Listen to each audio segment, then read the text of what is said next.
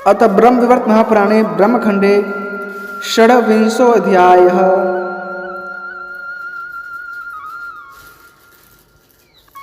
ब्राह्मणों के आवाहिक आचार तथा भगवान के पूजन की विधि का वर्णन। सौती कहते हैं, हे सौनक जी, देवर्षि नारद ने भगवान शंकर से श्री हरि के स्तोत्र, कवच, मंत्र, उत्तम पूजा विधान तथा उनके तत्व ज्ञान की याचना की। महेश्वर ने उन्हें स्तोत्र, कवच, मंत्र, ध्यान, पूजा विधि तथा उनके पूर्व जन्म में संबंधी ज्ञान का उपदेश दिया। वह सब कुछ पाकर मुनि श्रेष्ठ नारद का मनोरथ पूर्ण हो गया। उन्होंने अपने शरणागत वत्सल गुरु भगवान शिव को भक्ति भाव से प्रणाम किया और इस प्रकार कहा। नारद जी बोले, वेद वेताओं में श्रेष्ठ प्रभु, आप ब्राह्मणों के आवाहिक आचार, दिनचर्या या नित्य कर्म का वर्णन कीजिए, जिससे प्रतिदिन स्वधर्म पालन हो सके। श्री महेश्वर ने कहा, प्रतिदिन ब्रह्म मुहूर्त उठकर रात्रि में पहने हुए कपड़े को बदल दे और अपने ब्रह्मरंध्र में स्थित सूक्ष्म, निर्मल, ग्लानि रहित सहस्त्र दल कमल पर विराजमान गुरुदेव का चिंतन करें। ध्यान में यह देखें कि ब्रह्मरंध्रवती सहस्त्र दल कमल पर गुरुजी प्रसन्नतापूर्वक बैठे हैं, मंद मंद मुस्कुरा रहे हैं। व्याख्या की मुद्रा में उनका हाथ उठा हुआ है और शिष्य के प्रति उनके हृदय में बड़ा स्नेह है। मुख पर प्रसन्नता छा रही है। वे शांत तथा निरंतर संतुष्ट रहने वाले हैं और साक्षात परम ब्रह्म स्वरूप हैं। सदा इसी प्रकार उनका चिंतन करना चाहिए। इस तरह ध्यान करके मन ही मन गुरु की आराधना करें। तदंतर निर्मल, श्वेत, सहस्रदल भूषित, विस्तृत हृदय कमल पर विराजमान इष्ट देव का चिंतन करें। जिस देवता का जैसा ध्यान और जो रूप बताया गया है, वैसा ही चिंतन करना चाहिए। गुरु की आज्ञा लें, समयोचित कर्तव्य का पालन करना चाहिए। क्रम यह है कि पहले गुरु का ध्यान करके उन्हें प्रणाम करें, फिर उनकी विधिवत पूजा करने के पश्चात उनकी आज्ञा लें। इष्ट देव का ध्यान एवं पूजन करें। गुरु ही देवता के स्वरूप का दर्शन कराते हैं। वे ही इष्ट देव के मंत्र, पूजा विधि और जप का उपदेश देते हैं। गुरु ने इष्ट देव को देखा है किंतु इष्ट देव ने गुरु को नहीं देखा है, इसलिए गुरु इष्ट देव से भी बढ़कर है। गुरु ब्रह्मा है, गुरु विष्णु है, गुरु महेश्वर देव है, गुरु आद्या प्रकृति ईश्वरी दुर्गा देवी है, गुरु चंद्रमा, अग्नि और सूर्य है, गुरु ही वायु और वरुण है, गुरु ही माता पिता और सूर्यद है तथा गुरु ही परब्रह्म परमात्मा है। गुरु से बढ़कर दूसरा कोई पूजनीय नहीं है। इष्ट देव के रुष्ट होने पर गुरु शिष्य अथवा साधक की रक्षा करने में समर्थ है, परंतु गुरुदेव के रुष्ट होने पर संपूर्ण देवता मिलकर भी उस साधक की रक्षा करने में समर्थ नहीं है। जिस पर गुरु सदा संतुष्ट है, उसे पग पग पर विजय प्राप्त होती है, और जिस पर गुरुदेव रुष्ट हैं, उसके लिए सदा सर्वनाश की ही संभावना रहती है। जो मूढ़ भ्रमवश गुरु की पूजा न करके इष्ट देव का पूजन करता है, वह सैकड़ों ब्रह्म हत्याओं के पाप का भागी होता है, इसमें संशय नहीं है। साम वेद में साक्षात भगवान श्री हरि ने भी ऐसी बात कही है, इसलिए गुरु इष्ट देव से भी बढ़कर परम पूजनीय है। हे मुने, इस प्रकार गुरुदेव तथा इष्ट देव का ध्यान एवं स्तवन करके साधक वेद में बताए हुए स्थान पर पहुंचकर प्रसन्नतापूर्वक मल और मूत्र का त्याग करें। जल के निकट का स्थान, विलुप्त भूमि, प्राणियों के निवास के निकट, दिवालय के समीप, वृक्ष की जड़ के पास, मार्ग, हल से जोती हुई भूमि, खेती से भरे हुए खेत, गौशाला, नदी, कंदरा के भीतर का स्थान, फुलवाड़ी, कीचड़युक्त अथवा जलदर की भूमि, गांव आदि के भीतर की भूमि, लोगों के घर के आसपास का स्थान, मेख या खंभे के पास, पुल, सरकंडों के वन, स्मशान भूमि, अग्नि के समीप क्रीड़ा स्थल, खेल कूदने के मैदान, विशाल वन, मचान के नीचे का स्थान, पेड़ की छाया से युक्त स्थान, जहाँ भूमि के भीतर प्राणी रहते हो वह स्थान, जहाँ ढेर पत्ते जमा हो वह भूमि, जहाँ घनी दूब उगी हो अथवा कुछ जमे हो वह स्थान, वहाँ भी जहाँ वृक्ष लगाए गए हों वहाँ की भूमि, तथा जो किसी विशेष कार्य के लिए झाड़ बुहार कर साफ की गई हो वह भूमि। इन सबको छोड़कर सूर्य के ताप सहित स्थान में गड्ढा खोद उसी में मल मूत्र का त्याग करना चाहिए। दिन में उत्तराभिमुख होकर मल मूत्र का त्याग करें, रात में पश्चिम की ओर मुख करके और संध्या काल दक्षिण की ओर मुख रखते हुए मलोत्सर्ग तथा मूत्रोत्सर्ग करना उचित है। मौन रहकर जोर जोर से सांस न लेते हुए मल त्याग करें, जिससे उसकी दुर्गंध नाक में न जाए। मल त्याग के पश्चात उस मल को मिट्टी डालकर उस मल को मिट्टी डालकर ढक दे। तदनंतर बुद्धिमान पुरुष गुदा आदि अंगों को शुद्ध करे। पहले ढेले या मिट्टी से गुदा आदि की शुद्धि करें, तत्पश्चात उसे जल से धोकर शुद्ध करें। मृत्तिका युक्त जो जल सोच के उपयोग में आता है उसका परिणाम सुनो। मूल त्याग के पश्चात लिंग में 1 बार मिट्टी लगाएं और धोएं, फिर बाएं हाथ में 4 बार मिट्टी लगाकर धोएं। तत्पश्चात दोनों हाथों में 2 बार मिट्टी लगाकर धोना चाहिए। यह मूत्र शौच कहा गया है। यदि मैथुन का अनंत मूत्र शौच करना हो तो उसमें मिट्टी लगाने और धोने की संख्या दुगुनी कर दे, अथवा मैथुन के अंतर का मूत्र शौच की अपेक्षा चौगुना होना चाहिए। मल त्याग के पश्चात लिंग में 1 बार, गुदा में 3 बार, बाएं हाथ में 10 बार तथा दोनों हाथों में 7 बार मिट्टी देनी चाहिए। 6ठे बार मिट्टी लगाकर धोने से पैरों की शुद्धि होती है। गृहस्थ ब्राह्मणों के लिए मल त्याग का अंतर यही शौच बताया गया है। विधवाओं के लिए इस शौच का परिमाण दुगुना बताया गया है। यतियों, वैष्णवों, ब्रह्मर्षियों एवं ब्रह्मचारियों के लिए गृहस्थों की अपेक्षा चौगुने शौच का विधान किया गया है। उपनयन रहित द्विज, शूद्र तथा स्त्री के लिए उतने ही शौच का विधान है जितने से उन अंगों में लगे हुए मल के लेप और दुर्गंध मिट जाए। क्षत्रिय और वैश्य के लिए भी गृहस्थ ब्राह्मणों के समान शौच का विधान है। वैष्णव आदि मुनियों के लिए दुगुना शौच कहा गया है। शुद्धि की इच्छा रखने वाले मनुष्य को शौच के प्रयुक्त नियम में न्यूनता या अधिकता नहीं करनी चाहिए, क्योंकि विहित नियम का उल्लंघन करने पर प्रायश्चित का भागी होना पड़ता है। हे नारद, अब तुम मुझसे शौच तथा उसके नियम के विषय में सावधान होकर सुनो। मिट्टी से शुद्धि होने पर ही वास्तविक शुद्धि होती है। ब्राह्मण भी इस नियम का उल्लंघन न करे तो वह अशुद्ध ही है। ब्राह्मण भी इस नियम का उल्लंघन करे तो वह भी अशुद्ध ही है। वावी की मिट्टी, चूहों की खोदी हुई मिट्टी और पानी के भीतर की मिट्टी भी शौच के उपयोग में न लाएं। शौच से बची हुई मिट्टी, घर की दीवार से ली हुई मिट्टी तथा लीपने पोतने के काम में लाई हुई मिट्टी भी शौच के लिए त्याज्य है। इसके भीतर प्राणी रहते हों, जहाँ पेड़ से गिरे हुए पत्तों के ढेर लगे हों तथा जहाँ की भूमि हल से जोती गई हो, वहाँ के भी मिट्टी न ले। कुश और दुर्वा के जड़ से निकाली गई, पीपल की जड़ के निकट से लाई हुई गई तथा शयन की बेदी से निकाली गई मिट्टी को भी शौच के काम में न लाएं। चौराहे की, गौशाला की, गाय की खुरी की, जहाँ खेती लहलहा रही हो, उस खेत की तथा उद्यान की मिट्टी को भी त्याग दे। ब्राह्मण नहाया हो अथवा नहीं, उपर्युक्त शौचाचार के पालन मात्र से शुद्ध हो जाता है तथा जो शौच से हीन है वह नित्य पवित्र एवं समस्त कर्मों में अयोग्य है। नौ प्रतिष्ठति यह पूर्वा नौपास्ते यस्तु पश्चिमाम स शुद्ध वर्दृहिष्कार्य सर्वस्नाद द्विज कर्मणः। विद्वान ब्राह्मण इस शौचाचार का पालन करके मुँह धोए। पहले 16 बार कुल्ला करके मुख शुद्ध करने के पश्चात दंतु वन से दांत की सफाई करें। फिर 16 बार कुल्ला करके मुंह शुद्ध करें।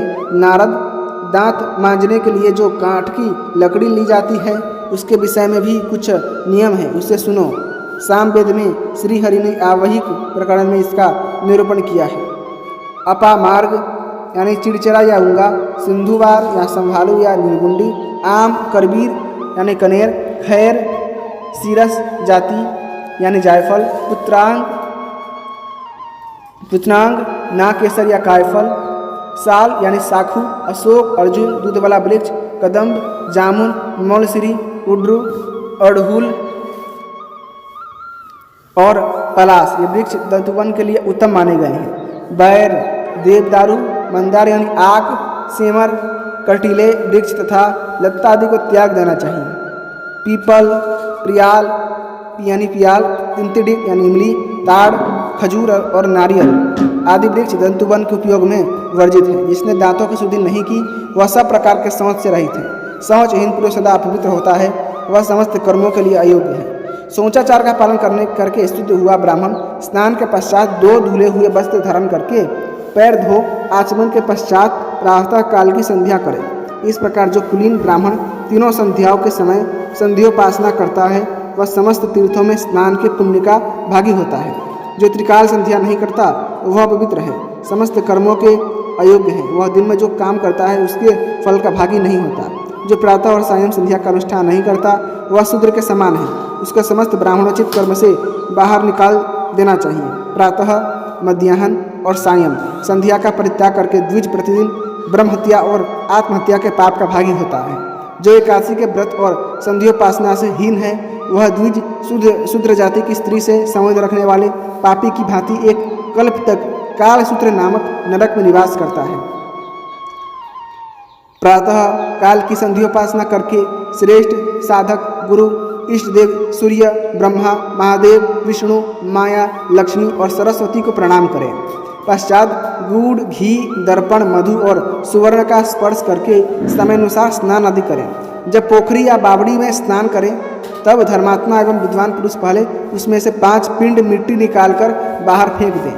नदी, नद, गुफा अथवा तीर्थ में स्नान करना चाहिए। पहले जल में गोता लगाकर पुनः स्नान के लिए संकल्प करें। वैष्णव महात्माओं का स्नान विषयक संकल्प श्री कृष्ण की प्रीति के लिए होता है और गृहस्थों का वह संकल्प किए हुए पापों के नाश के उद्देश्य से होता है। ब्राह्मण संकल्प करके अपने शरीर में मिट्टी पोते, उस समय निमांकृत वेद मंत्र का पाठ करें। मिट्टी लगाने का उद्देश्य शरीर की शुद्धि ही है। शरीर में मृत्तिका लेपन का मंत्र इस प्रकार है: अश्वक्रांते रथक्रांते विष्णुकांते वसुंधरे मृत्तिके हर में पापम यन्मया दुष्कृतम कृतम। हे वसुंधरे, तुम्हारे ऊपर अश्व चलते हैं, रथ दौड़ते हैं और भगवान विष्णु ने अपने चरणों से तुम्हें आक्रांत किया है, अथवा अवतार काल में वे तुम्हारे ऊपर लीला विहार करते हैं। मृत्तिकामय देवी, मैंने जो भी दुष्कर्म किया है, मेरा वह सारा पाप तुम हर लो। उद्भतासी वराहेण कृष्णेन सतबाहुना आरुह्य मम गात्राणि सर्व पापम प्रमोचय पुण्यम देहि महाभागे स्नानानुज्ञाम कुरुस्व माम। यानी सैकड़ों भुजाओं से सुशोभित वराह रूपधारी श्री कृष्ण ने एक कारणव के जल से तुम्हें ऊपर उठाया है। तुम मेरे अंगों पर आरूढ़ हो समस्त पापों को दूर कर दो। हे महाभागे, पुण्य प्रदान करो और मुझे स्नान करने के लिए आज्ञा दो। हे तपोधन, ऐसा कहकर नाभि तक जल में प्रवेश करें और मंत्रोच्चारण पूर्वक 4 हाथ लंबा चौड़ा सुंदर मंडल बनाकर उसमें हाथ दें। तीर्थों का आवाहन करें। जो जो तीर्थ हैं उन सब का वर्णन कर रहा हूँ। गंगे च यमुने चैव गोदावरी सरस्वती नर्मदे सिंधु कावेरी जलेस्मिन् सन्निधि कुरु। हे गंगे, यमुने, गोदावरी, सरस्वती, नर्मदे, सिंधु और कावेरी, तुम सब लोग इस जल में निवास करो। इस प्रकार आवाहन करने से सब तीर्थ जल में आ जाते हैं। तदंतर नलिनी, नंदिनी, सीता, मालिनी, महापथा भगवान विष्णु के पादार्घ्य से प्रकट हुई। त्रिपथ गामिनी गंगा, पद्मावती, भोगवती, सुवर्णरेखा, कौशिकी, दक्षा, पृथ्वी, सुभगा, विश्वकाया, शिवामृता, विद्याधरी, सुप्रसन्ना, लोक प्रसाधारिणी, क्षेमा, वैष्णवी, शांता, शांतिदा, गोमती, शक्ति, सावित्री, तुलसी, दुर्गा, महालक्ष्मी, सरस्वती, श्रीकृष्ण पाराणाधिका, राधिका, लोपामुद्रा, दिति, रति, अहिल्या, अदिति, संज्ञा, स्वधा, स्वाहा, अरुंधति, शतरूपा तथा देवभूति इत्यादि देवियों का शुद्ध बुद्धि वाला बुद्धिमान पुरुष स्मरण करें। इनके स्मरण से स्नान कर अथवा बिना स्नान किए ही मनुष्य परम पवित्र हो जाता है। इसके बाद विद्वान पुरुष दोनों भुजाओं के मूल भाग में, ललाट में, कंठ देश में और वक्षस्थल में तिलक लगाए। यदि ललाट में तिलक न हो तो स्नान, दान, तप, होम, दिव्यज्ञ तथा पितृयज्ञ सब कुछ निष्फल हो जाता है। ब्राह्मण स्नान के पश्चात तिलक करके संध्या और दर्पण करें। फिर भक्तिभाव से देवताओं का नमस्कार करके प्रसन्नतापूर्वक अपने घर को जाए। वहाँ यत्नपूर्वक पैर धोकर धुले हुए 2 वस्त्र धारण करें। तत्पश्चात बुद्धिमान पुरुष मंदिर में जाएं। यह साक्षात श्रीहरि का ही कथन है। जो स्नान करके पैर धोए बिना ही मंदिर में घुस जाता है, उसका स्नान, जप और होम आदि सब नष्ट हो जाता है। जो गृहस्थ पुरुष पानी से भीगे या तेल से तर वस्त्र पहनकर घर में प्रवेश करता है, उसके ऊपर लक्ष्मी रुष्ट हो जाती है और उसे अत्यंत भयंकर श्राप देकर उसके घर से निकल जाती है। यदि ब्राह्मण पिंडलियों से ऊपर तक पैरों को धोता है तो वह जब तक गंगा जी का दर्शन न कर ले तब तक चांडाल बना रहता है। ब्राह्मण पवित्र साधक आसन पर बैठकर आचमन करे, फिर संयम पूर्वक रहकर भक्तिभाव से संपन्न हो विधोक्त विधि से इष्ट देव की पूजा करे। शालिग्राम, शिला में, मणि में, मंत्र में, प्रतिमा में, जल में, थल में, गाय की पीठ पर अथवा गुरु एवं ब्राह्मण में श्री हरि की पूजा की जाए तो वह उत्तम मानी जाती है। जो अपने सिर पर शालिग्राम का चरणोदक छिड़कता है उसने मानव संपूर्ण तीर्थों में स्नान कर लिया और संपूर्ण यज्ञों की दीक्षा ग्रहण कर ली। जो मनुष्य प्रतिदिन भक्तिभाव से शालिग्राम शिला का जल यानी चरणामृत पान करता है वह जीवनुत होता है और अंत में श्री कृष्ण धाम को जाता है। हे नारद, जहाँ शालिग्राम शिला चक्र विद्यमान है वहाँ निश्चय ही चक्र सहित भगवान विष्णु तथा संपूर्ण तीर्थ विराजमान है। वहाँ जो देहधारी जानकर अनजान में अथवा भाग्यवश मर जाता है वह दिव्य रत्नों द्वारा निर्मित विमान पर बैठकर श्री हरि के धाम को जाता है। कौन ऐसा सतु पुरुष है जो शालिग्राम शिला के सिवा और कहीं श्री हरि का पूजन करेगा, क्योंकि शालिग्राम शिला में ही श्री हरि की पूजा करने के पर परिपूर्ण फल की प्राप्ति होती है। पूजा के आधार पर प्रतीक का वर्णन किया गया। अब पूजन की विधि सुनो। श्री हरि की पूजा बहुसंख्यक सज्जनों द्वारा सम्मानित है, अतः शास्त्र के अनुसार उसका वर्णन करता हूँ। कोई वैष्णव पुरुष श्री हरि को प्रतिदिन भक्तिभाव से 16 सुंदर तथा पवित्र उपचार अर्पित करते हैं। कोई 12 द्रव्यों का उपचार और कोई 5 वस्तुओं का उपचार कर चढ़ाते हैं। जिनकी जैसी शक्ति है उसके अनुसार पूजन करें। पूजा की जड़ है भगवान के प्रति भक्ति। आसन, वस्त्र, पाद्य, अर्घ्य, आचमनीय, पुष्प, चंदन, धूप, दीप, उत्तम नैवेद्य, गंध, माल्य, ललित एवं विलक्षण शैया, जल, अन्न और तांबूल, ये सामान्यतः अर्पित करने योग्य 16 उपचार हैं। गंध, अन्न, शैया और तांबूल, इनको छोड़कर शेष द्रव्य 12 उपचार हैं। पाद्य, अर्घ्य, आचमनीय, पुष्प और नैवेद्य, ये 5 उपचार हैं। श्रेष्ठतम साधक मूल मंत्र का उच्चारण करके ये सभी उपचार अर्पित करें। गुरु के उपदेश से प्राप्त हुआ मूल मंत्र समस्त कर्मों में उत्तम माना गया है। पहले भूत शुद्धि करके फिर प्राणायाम करके करें। तत्पश्चात अंग न्यास, प्रत्यंग न्यास, मंत्र न्यास तथा वर्ण न्यास का संपादन करके अर्घ्य पात्र प्रस्तुत करें। पहले त्रिकोणाकार मंडल बनाकर उसके भीतर भगवान कुर्म यानी कच्छप की पूजा करें। इसके बाद द्विज शंख में जल भरकर उसे वहीं स्थापित करें। फिर उस जल की विधिवत पूजा करके उसमें तीर्थों का आवाहन करें। तदनंतर उस जल से पूजा के सभी उपचारों का प्रक्षालन करें। इसके बाद फूल लेकर पवित्र साधक योगासन से बैठे और गुरु के बताए हुए ध्यान के अनुसार अनन्य भाव से भगवान श्री कृष्ण का चिंतन करें। इस तरह ध्यान करके साधक मूल मंत्र का उच्चारण करते हुए पाद्य आदि सब उपचार बारी बारी से आराध्य देव को अर्पित करें। तंत्र शास्त्र में बताए हुए अंग प्रत्यंग देवताओं के साथ श्री हरि की पूजा करें। मूल मंत्र का यथाशक्ति जप करके इष्ट देव के मंत्र का विसर्जन करें। फिर भांति भांति उपहार निवेदित करके स्तुति के पश्चात कवच का पाठ करें। तत्पश्चात विसर्जन करके पृथ्वी पर माथा टेक कर प्रणाम करें।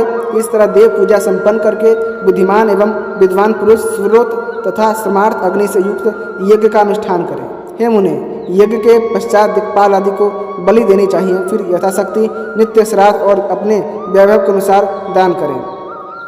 वह यह सब करके पुण्यात्मा साधक आवश्यक आहार विहार में प्रवृत्त हो। श्रुति में पूजन का यही क्रम सुना गया है। हे नारद, इस प्रकार मैंने तुमसे संपूर्ण वेदोक्त उत्तम सूत्र का तथा ब्राह्मणों के आविक कर्म का वर्णन किया।